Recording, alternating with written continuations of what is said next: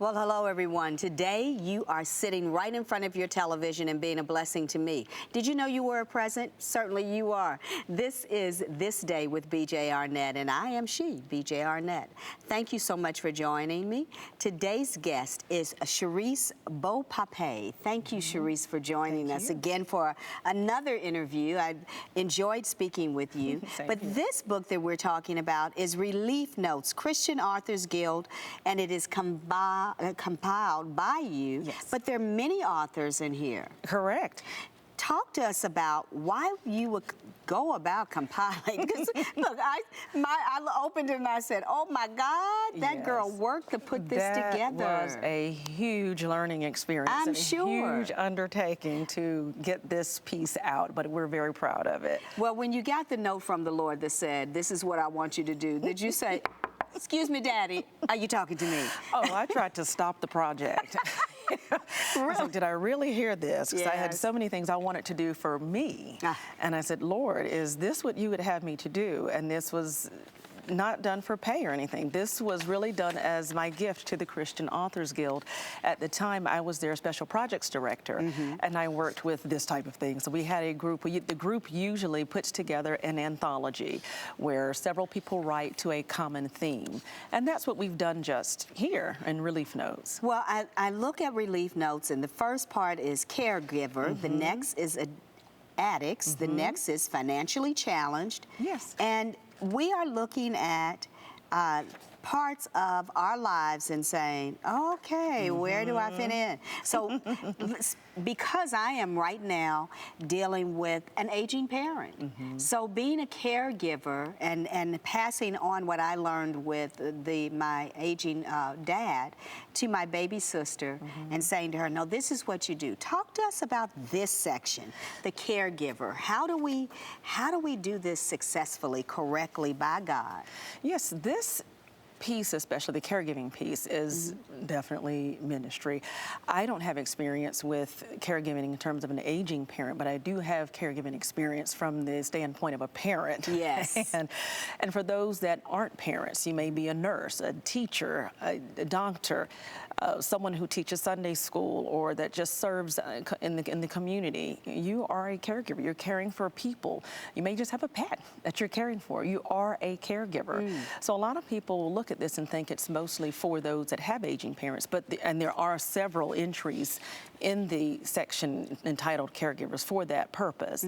But for what we've seen is a lot of just heartfelt stories about the process and how they wouldn't trade all of those tears and the anguish and the midnight wake-ups and the 2 a.m. calls. That they wouldn't trade that for the world, even though it's taxing at the time. So they've mentioned their experience and just given hope. And the book is designed as a series of letters. So you'll see in some of the topics, the letter may be written to pooped out caregiver or something like that. I don't think that's one of the titles, but that's a typical title. Right. And one I see here, the first one is Visine user. So it's someone who's been up a long time. Yes, up all night in front of the computer. Yeah, yes. So that's someone who's been a caregiver, and they're weary and they're tired. But after their parent or the aging parent has passed on, they look back on it and they just say, we wouldn't trade it for the world. I know I wouldn't have traded the time that I spent with my dad. I literally, I had a house in one end of town and an apartment in Buckhead, and then my dad said, can you come stay with me for a while? And I thought, that really has a whole lot more to can you come stay with me for a while? Yeah. And you give up the mobility that you have as an independent person to take care of this person who raised you, who took care of you. Yeah. And there are sleepless nights. But you're right, I wouldn't have traded the time I have with him alone, special to he and I. Right, day in and day out. Day in and day out. Yeah, and there are several other ones that the letters are written to Visine user, and then they're signed in cute little ways. Yes. That just really speak to the individual. I'll take a look at one and just share some of the titles and the caregivers, not the titles, but the story. There's a Dear Marred Mama. There is a Dear Waiting. There is a Dear Health Challenge, and all of these are falling under the caregiver category. There's a humiliated 911 caller.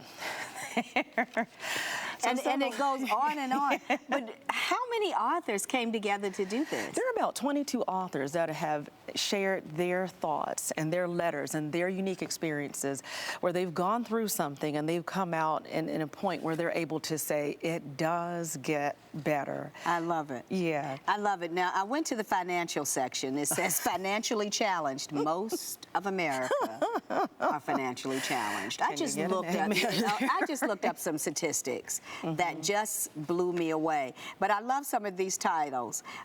You know, I was a solo parent for a period of time, and title is Solo Parent. Yeah. And then we have one that says Clarence Rack Raider. That's one that I wrote, actually. Oh, that's you wrote?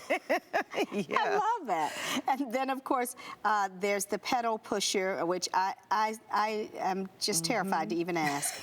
But I love the fact that different authors give you different perspectives. They sure do. Sometimes we get stuck in our own perspective, and reading something like this gives us the ability to see from another man's viewpoint what God is saying to them. How to get out of the muck and the mire that you created for yourself could be found in a book like this. Yeah, and it's all about storytelling. Yes. And I love it because a lot of times you hear the lectures, you know what you're supposed to do, but when you hear somebody that's actually done it and come out. Lived it out? Yes, and it's come out on the other end and they're talking to you while you're still in the trenches. It gives you hope. Yes, it really does. And so this is what this book is about, stories of people who've been there, done that. They've gotten all kind of wardrobe pieces from it. and they're there to encourage. So it's about a good story. And this is what that's about. And there's another section in the book. We have the financially challenged, the caregivers, and we also have addicts. Now, the addicts are not, I don't think there's even one that talks about drug addicts or alcohol addiction. They're things like Brake light watcher. Yeah, someone who's just on that, you know, they're just on the brake or they're just constantly looking at the brake lights and just high and dry. Yeah, high and dry. You have obsessed with words, and someone like me who's a writer, yes, you get the red pen out and you can't help yourself. So you're obsessed with the correct usage of the words. Ooh. Yes. But you know, all of this was done under the guidelines of the Christian Authors Guild. Tell us a little bit about that, because I myself am not very familiar with that. Okay, yeah. With the Christian Authors Guild, they're a writers group that meets in Woodstock, Georgia.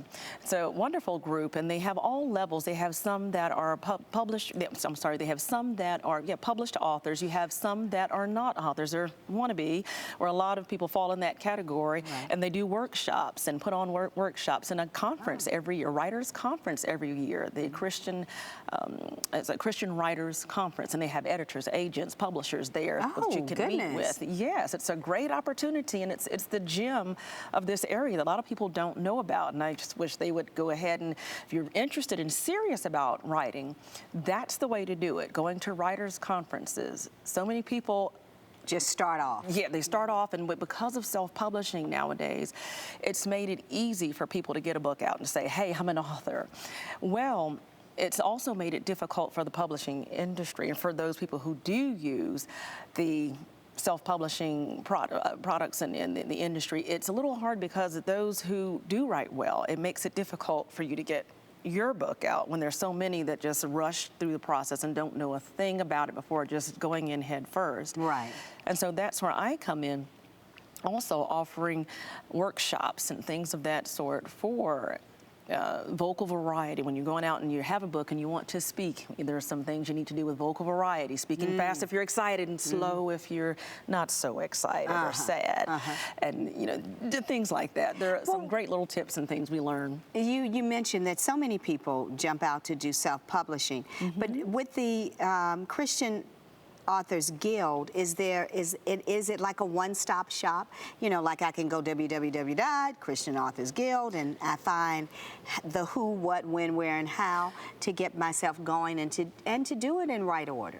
Yeah, they do have a website. It's the www.ChristianAuthorsGuild.org, and they have a great bunch of people there, a great bunch of people, and they meet twice a month.